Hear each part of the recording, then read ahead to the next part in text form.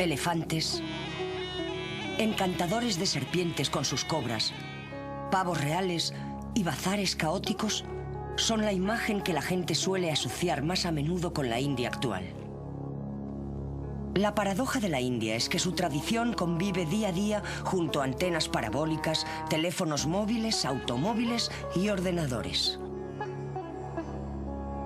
Al igual que con la serpiente encantada, a lo largo de los siglos infinidad de visitantes y turistas se han rendido a la fascinación de la extraordinaria cultura india, la cual es de una diversidad pintoresca, mística e incluso misteriosa.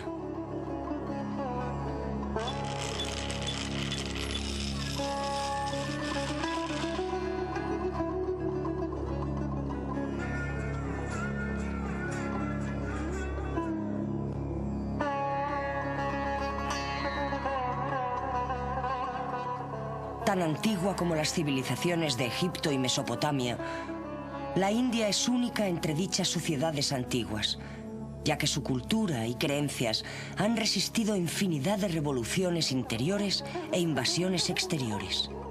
Se mantiene como la única sociedad del mundo con una vida basada en la religión y con sistemas sociales tan antiguos que 5000 años después se conservan intactos, sin mostrar signos de decadencia.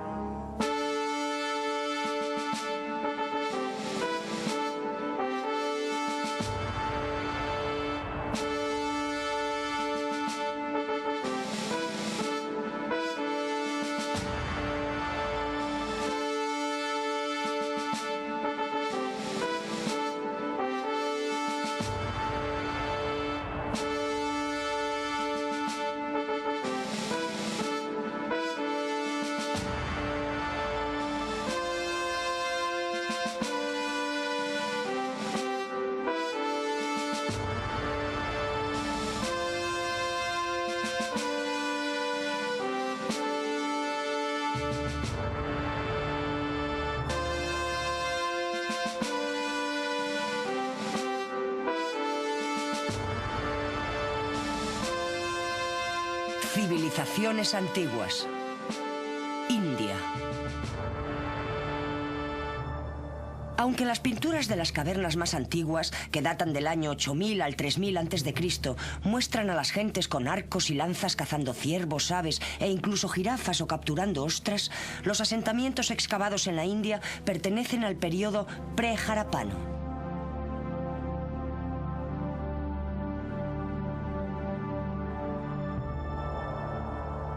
Se han hallado restos de cultivos de trigo y asentamientos de comunidades ganaderas del año 3500 a.C.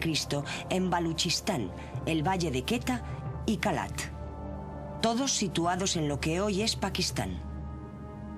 Asentamientos similares han sido también hallados en Afganistán.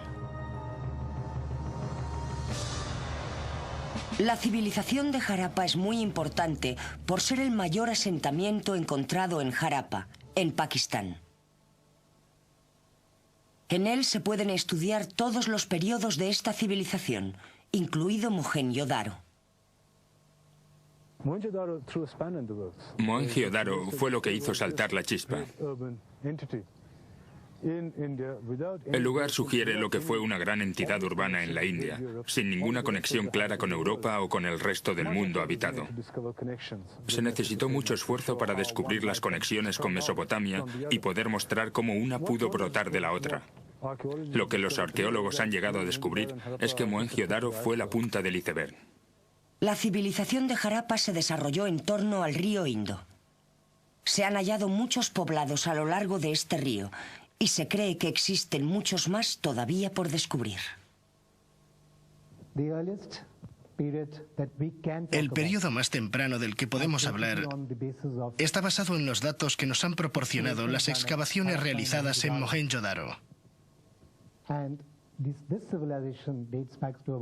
Esta civilización se remonta hasta unos 5000 años atrás en la historia. Observando los planos de las ciudades, comprobamos que son de un concepto extremadamente moderno. Tenían amplias avenidas y poseían una perfecta red de alcantarillas y canalizaciones destinadas a recoger agua de lluvia. La primera y mayor civilización urbana india, Mohenjo-Daro, floreció a partir del año 2300 a.C. hasta el 1500 a.C. y fue descubierta accidentalmente por dos ingenieros británicos en 1856 que hallaron los restos de la ciudad buscando material para los cimientos de una red de ferrocarril que estaban construyendo.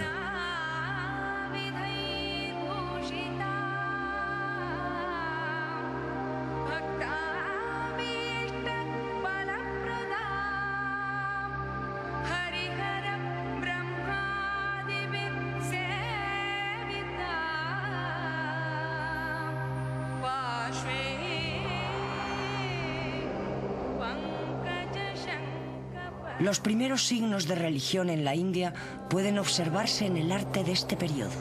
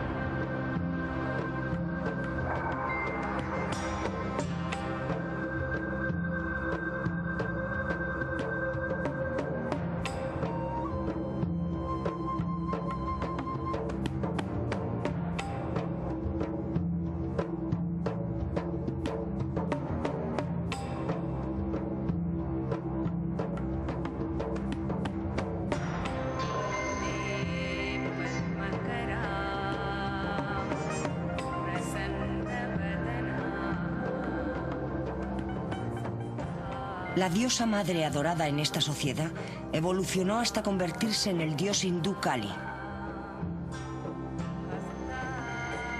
Otra importante diosa Harapana posterior sería identificada como Shiva.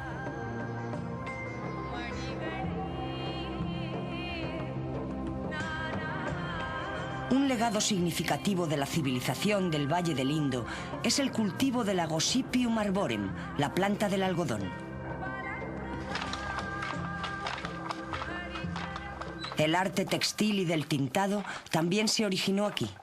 Este fue uno de los aspectos por los que la India sería conocida en todo el mundo. Las mujeres de las ciudades del Valle del Indo probablemente vistieron saris similares a los que visten ahora. Los trozos de tela encontrados en Mohenjo-Daro muestran una técnica textil muy desarrollada, y este era el tipo de ropa que tanto valoraron en la antigua Grecia y Roma.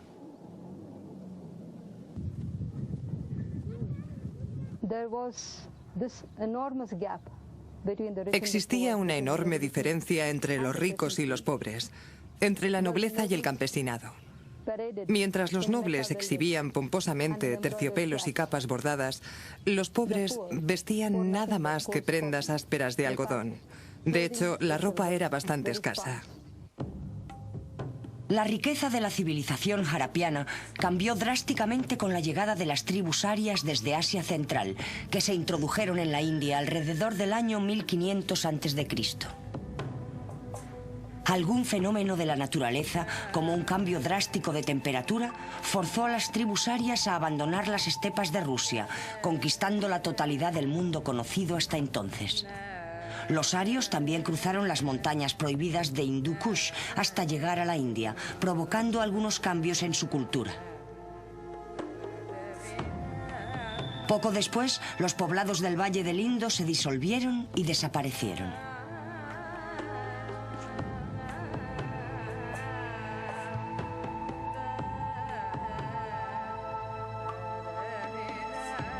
La historia de los arios en la India llega hasta nosotros a través de su lengua, el sánscrito, su poesía, que fue memorizada y repetida de una generación a otra, y su religión, que es muy parecida al hinduismo moderno, practicado hoy por la mayoría de los indios.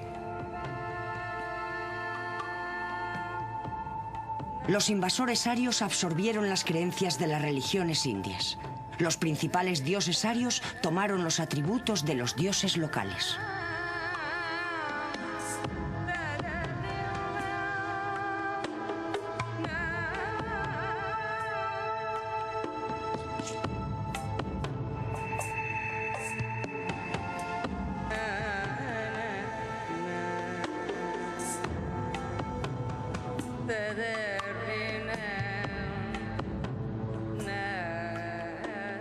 Los arios añadieron un nuevo dios a su panteón.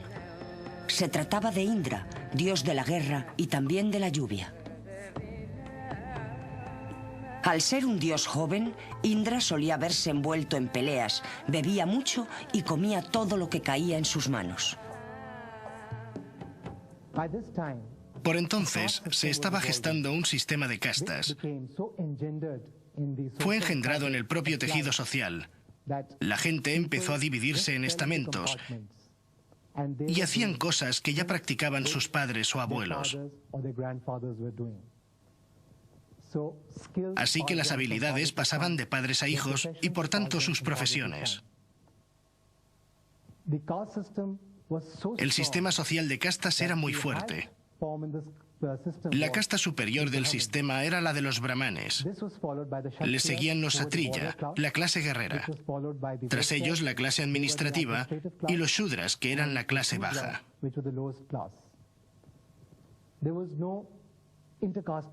No estaba permitido el matrimonio entre castas para preservar la pureza de cada una. Fue en un reino cercano al Nepal, alrededor del año 565 a.C., donde nació el príncipe Siddhartha.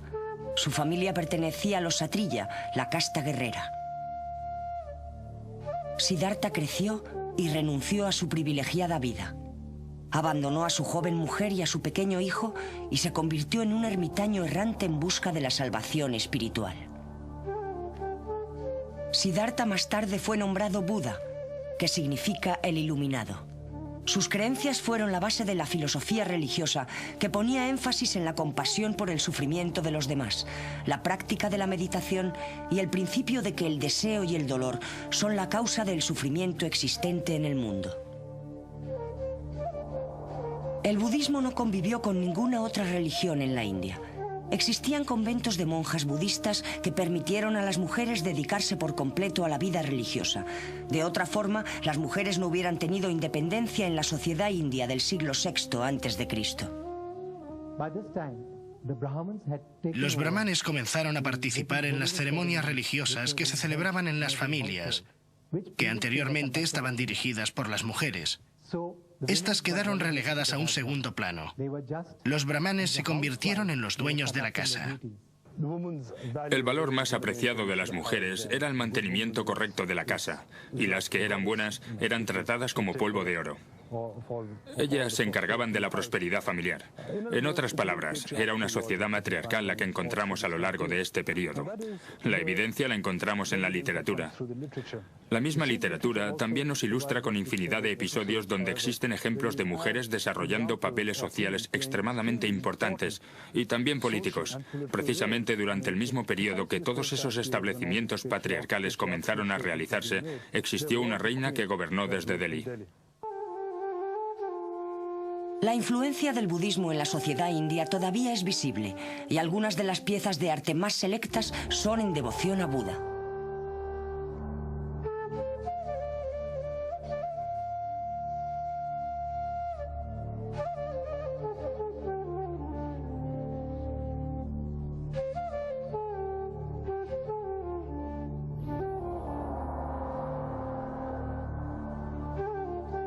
El budismo se expandió a lo largo de toda Asia y hoy tiene gran cantidad de seguidores en todo el mundo. Durante el tiempo en que Buda comenzó su búsqueda espiritual, el reino de Gandhara se había subyugado a las leyes de los persas. Alejandro de Macedonia intentaba conquistar completamente este reino. Con la reputación de tierra de infinitas riquezas y criaturas fantásticas, la conquista de la India tentó a Alejandro el Grande. Cuando llegó a Taxila, la capital de Gandhara, en el año 326 a.C., Alejandro fue bien recibido por la gente del reino, que no opuso resistencia. Pero en su avance hacia Penyab se encontró con una oposición dispuesta a luchar, y aunque salió victorioso en el primer combate, su armada decidió rebelarse y rehusó a la lucha. Alejandro no tuvo otra opción más que llevarlos de vuelta a casa.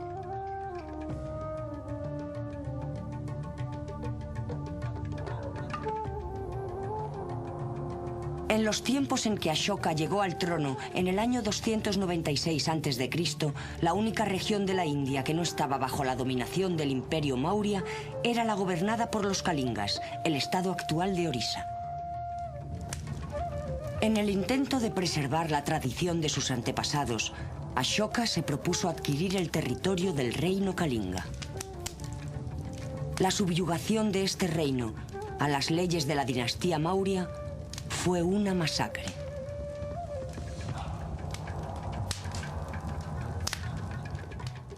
El horror del sufrimiento humano conmovió a Ashoka, que se convirtió al budismo y abandonó su afán de poder y de conquista de otros reinos. Inmediatamente Ashoka anunció su decisión de dirigir el imperio de acuerdo a los principios budistas del Dharma, o justicia. Para dar a conocer sus creencias, Ashoka redactó 14 edictos que se inscribían sobre grandes pilares monolíticos distribuidos por todo el imperio. Ashoka fue venerado por presidir el primer gran concilio de sacerdotes budistas, en el que las escrituras religiosas fueron recogidas en escritos formales. Debido a las iniciativas de Ashoka, el budismo se convirtió en una de las grandes religiones del mundo, e incluso después de su decadencia dentro de la India, llegó a florecer en otros países asiáticos, tal y como lo encontramos hoy.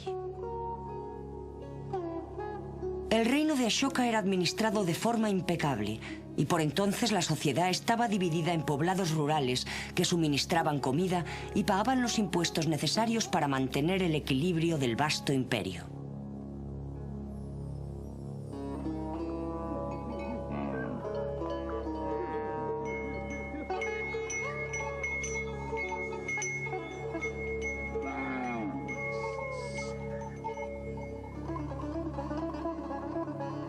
El gobierno poseía burocracias bien estructuradas en las ciudades y los pueblos que dirigían cada uno de los aspectos de la vida de sus gentes.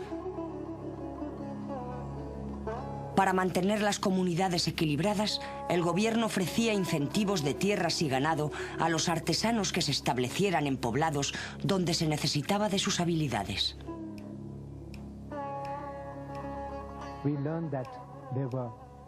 Se dieron cuenta de que existían artesanos que podían trabajar el oro, la plata, el plomo y el estaño. Y quedan todavía muestras de trabajos en hueso y marfil.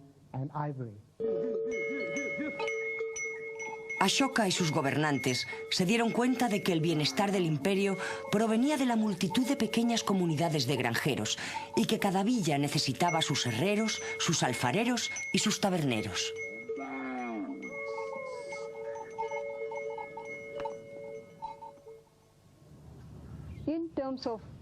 Describiendo sus hábitos alimentarios, podemos asegurar que el trigo y las lentejas eran productos de primera necesidad, y aquellos que se lo podían permitir, que eran las clases más altas, lo acompañaban con carne, aunque era muy cara. El imperio Maurya se desintegró tras la muerte de Ashoka en el año 232 a.C. En el 184 a.C., el último emperador Maurya, un descendiente de Ashoka, fue asesinado por su comandante en jefe, dando fin a la primera gran dinastía india, que duró unos 140 años.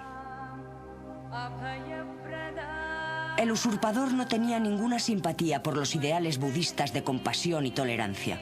Mató a muchos seguidores y destruyó infinidad de monasterios antes de instaurar el hinduismo ortodoxo. Los siguientes siglos vivieron muchas dinastías cortas y se alzaron y cayeron imperios en todo el continente. Fue un periodo que nos dejó un variado legado cultural. La escultura budista de la región de Gandhara combina la delicadeza del clasicismo griego con la serenidad estilizada de las imágenes indias.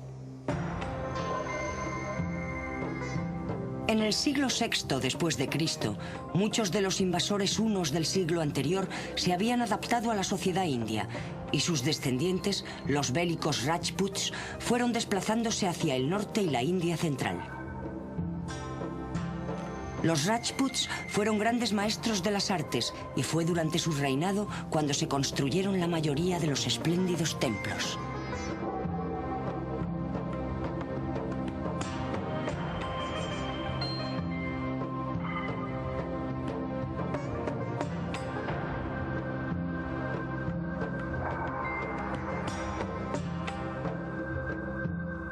en concreto los de Khajuraho en Madhya Pradesh.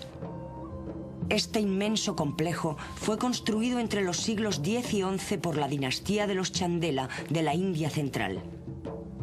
El primero y más grande de los templos de Khajuraho es el Laxmana, edificado alrededor del año 950 después de Cristo. Su base está decorada con escenas de batallas, mientras que los frisos de la parte más alta describen cualquier posible actividad sexual.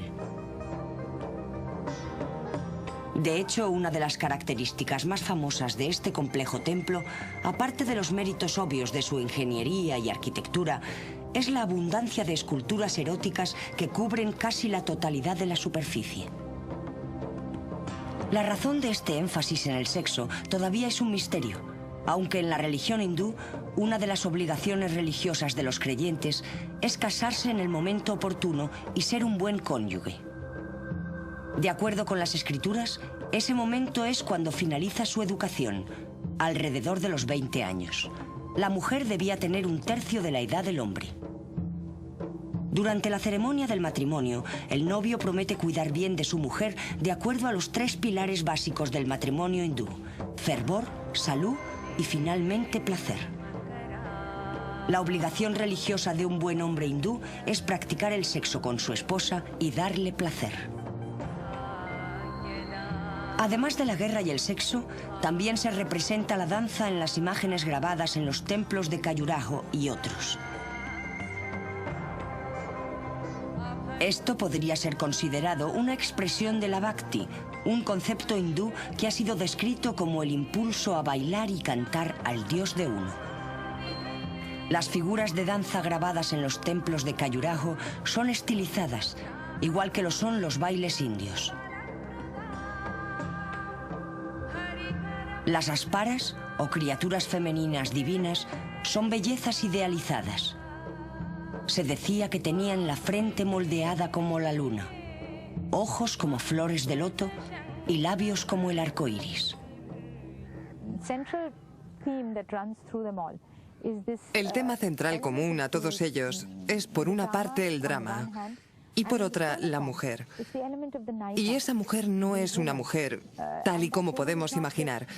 No solo es una mujer, sino que simboliza el alma humana. Resulta ser un hombre-mujer. Es la persona vulnerable a todos los elementos y todos los cambios de la vida, que está constantemente esforzándose para unirse con el perfecto ser, el alma perfecta.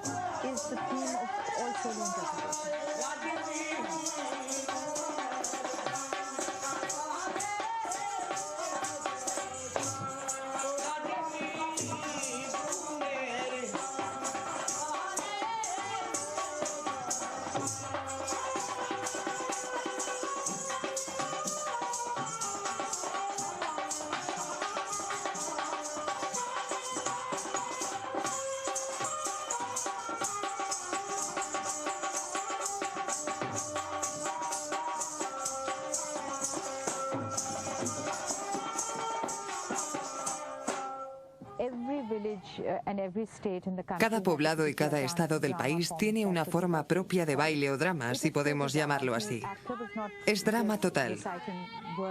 El actor no solo recita palabras, sino que también baila y canta, y también toca un instrumento. Hay un cierto paso en medio, justo antes de que mate a su oponente. Y ahí es donde se une la estilización y el todo para crear el baile del drama.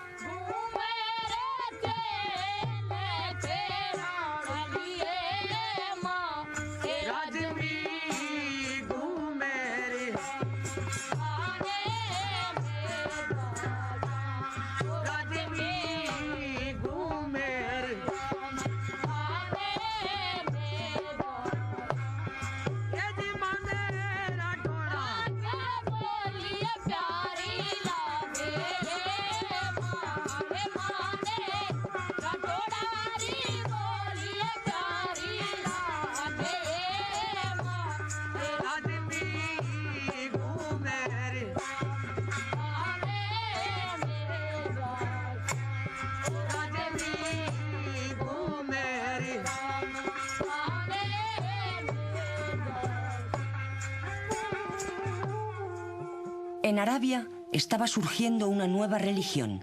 El Islam brotó entre el judaísmo y el cristianismo para convertirse en una fuerza que transformaría a las tribus de Arabia, siempre en guerra, en una nación unida. Con esta unidad invadirían y conquistarían cualquier tierra, en cualquier dirección, desplazándose desde Asia Menor a África y desde España a Francia a través de las estepas de Asia Central. Esta nueva fe, al encontrarse con la antigua religión hindú y su elaborado sistema de castas, provocaría un cambio radical en todos los aspectos de la sociedad india, incluyendo su religión y su política, pero de forma especial en su cultura.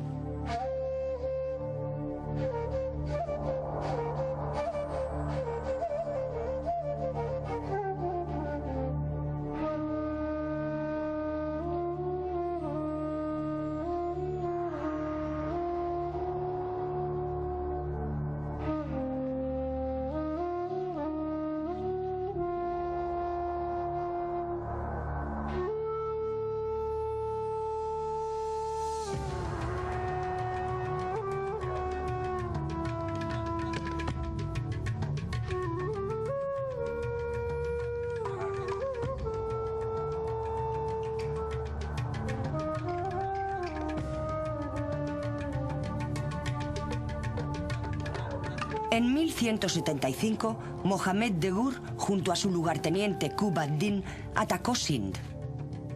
Mohammed quería crear un imperio. Tras tomar Sind, siguió hacia Punjab, donde fijó la vista en los reinos de Rajput, que estaban muy ocupados luchando entre ellos. Qutb ad-Din quedó al control del territorio de Delhi y durante los siguientes 20 años se aseguró de que cayera un estado tras otro. Fue un periodo terriblemente sangriento.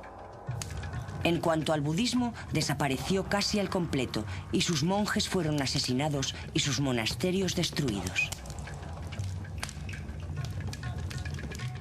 Fue en 1206 cuando Mohammed fue asesinado y su lugarteniente se convirtió en el gobernante del reino que llegaría a conocerse como el Sultanato de Delhi. Para conmemorar su triunfo, inició la construcción de una torre de piedra escalonada de aproximadamente 80 metros de altura.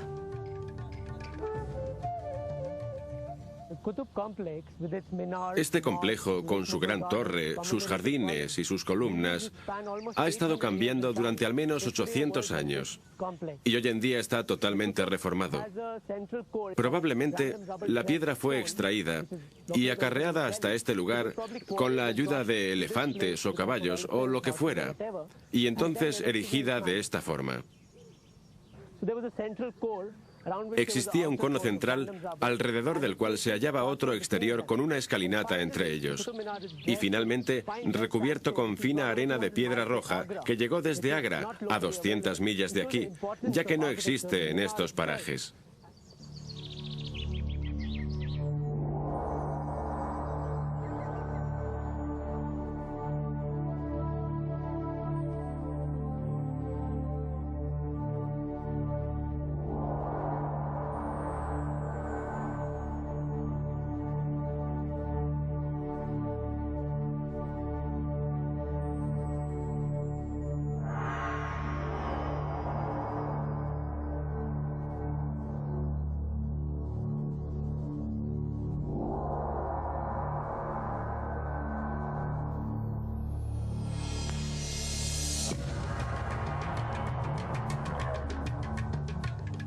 La mezquita que está pegada al edificio fue construida sobre los cimientos de un antiguo templo y algunas partes de este fueron aprovechadas para la nueva mezquita, como tradicionalmente hacían los conquistadores musulmanes. Estamos en medio de esta colonia cuyas columnas adornaron los templos que antes estuvieron erigidos en el mismo lugar antes de la llegada de la dinastía de los sultanes esclavos.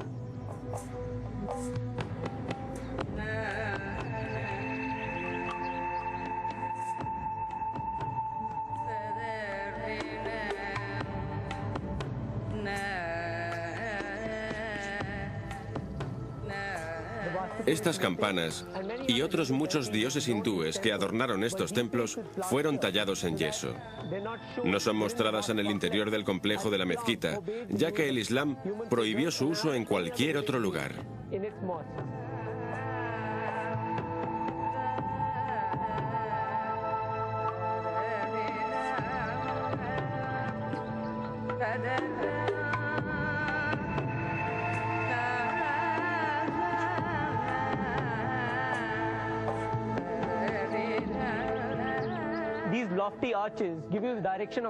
Estos arcos apuntan directamente a la dirección de la Meca, la ciudad sagrada de los musulmanes, y parece que esta fue la primera mezquita en la India. Más tarde sufrió una ampliación. Las piedras de la mezquita se colocaron juntas usando dovelas de hierro. Después de varias contracciones y expansiones, fueron sacando las piezas de piedra. Otra forma de unión, que resultaba mucho más sencilla, era utilizando un poco de yeso. Otras estaban hechas de materiales diversos y piedras sólidas. Como se puede observar aquí, todas las inscripciones se realizaban para mostrarlas en la mezquita. Normalmente se trataba de inscripciones grabadas con la explicación de todas las creencias hindúes.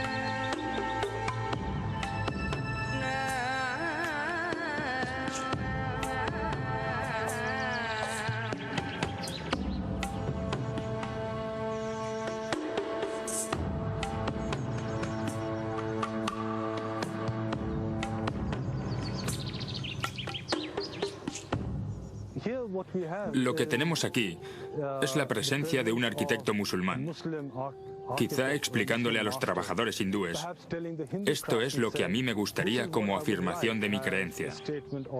Y los artesanos contestando: bueno, si tú quieres eso como afirmación de tu creencia, esta es la manera en que mis manos pueden realizarlo para ti. Así que nos queda una mezquita realizada por hindúes para los musulmanes.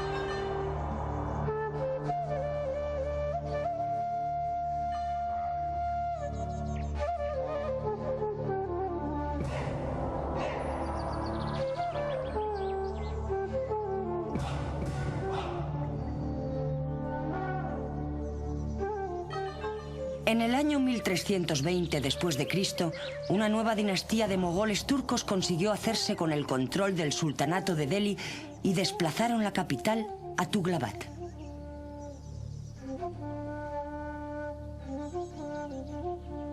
Esta era una ciudad amurallada con más de 50 entradas. Algunas de ellas tenían rampas para que los elefantes entraran en la ciudad.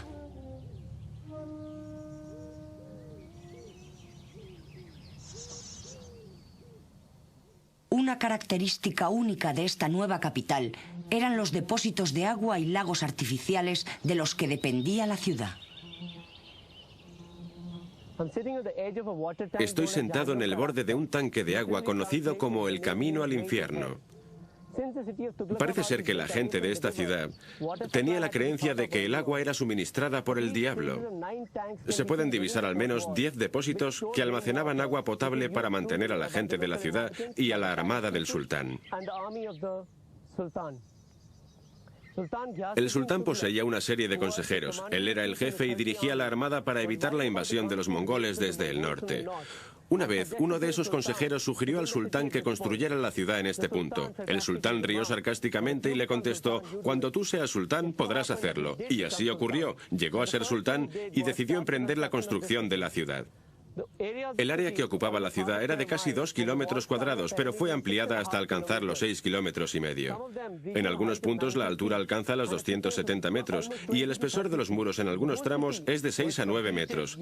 La ciudad fue construida utilizando esclavos como mano de obra durante más de 4 años.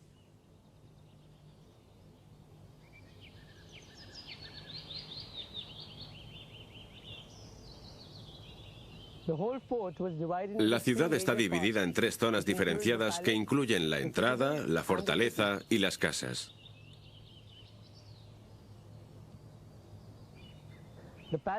La entrada y la fortaleza se utilizaron para proteger la ciudad de los invasores. En la parte sur existía un foso lleno de agua y de fieras que resultaba muy eficaz en caso de ataque. Los enemigos se veían obligados a matar con ondas a los animales antes de asaltar los muros de la fortaleza. La mayoría de las ocasiones debían abandonar. Existían 45 torres de vigilancia y sus ocupantes no podían abandonar el puesto bajo ningún pretexto. Ni siquiera la muerte servía de excusa. Aunque más se trataba de una fortaleza infranqueable que de una ciudad cosmopolita, un historiador contemporáneo la describe como muy rica, con un palacio construido con ladrillos de oro que cegaban cuando salía el sol. Observando las ruinas de Tughlabad hoy, es difícil imaginar que pudiera haber existido algo tan fantástico en un lugar tan desolado.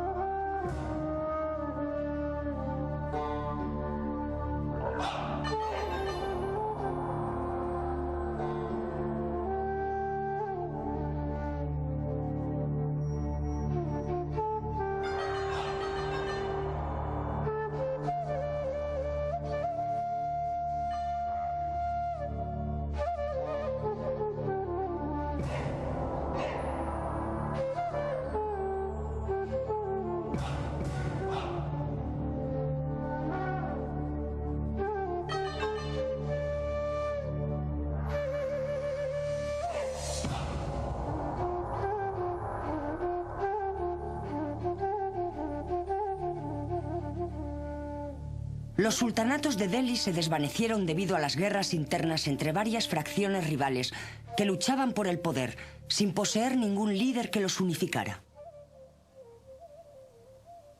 En el año 1526 comenzó una nueva era en la historia de la India, con la fundación del Imperio Mogol gracias a Babur, un hombre joven en busca de un reino. Tratándose de un brillante guerrero, Babur fue famoso por su amor a la poesía y a los preciosos jardines que iría creando por donde pasaba.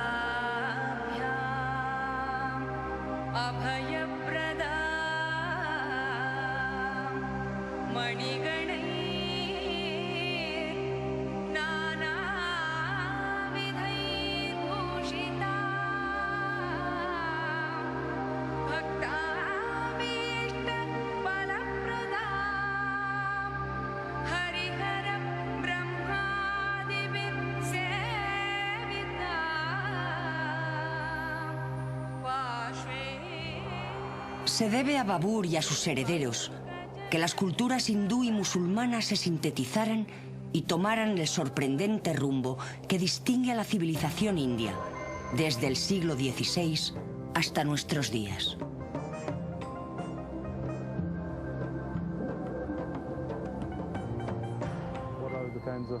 ¿Y dónde están los legados que nos dejaron? Los tenemos por cualquier sitio.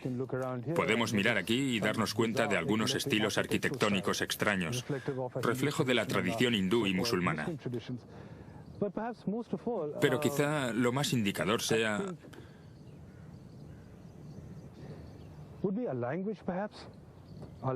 la lengua, nuestra literatura, nuestras vestimentas, nuestras comidas o nuestras formas de hablar. Todo eso es una especie de mezcla de cosas del pasado que en ocasiones logran perder el hilo de la historia.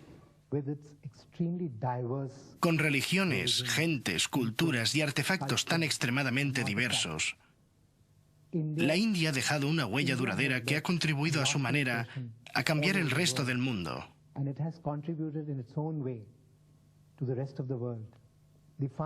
El ejemplo más claro de cruce de culturas lo tenemos en la ciudad de Delhi.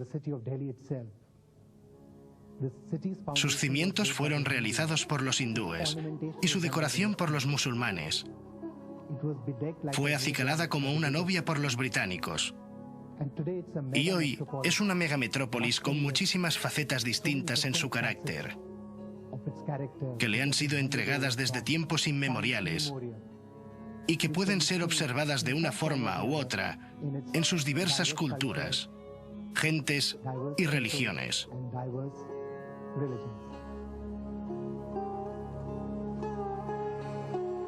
Uno de los símbolos de este país es el Taj Mahal. Fue construido en 1653 por el Shah para su amada reina. Para muchos representa la amabilidad y el recogimiento del pueblo indio, que ha sido forjado durante siglos por invasiones y conflictos hasta crear la India actual.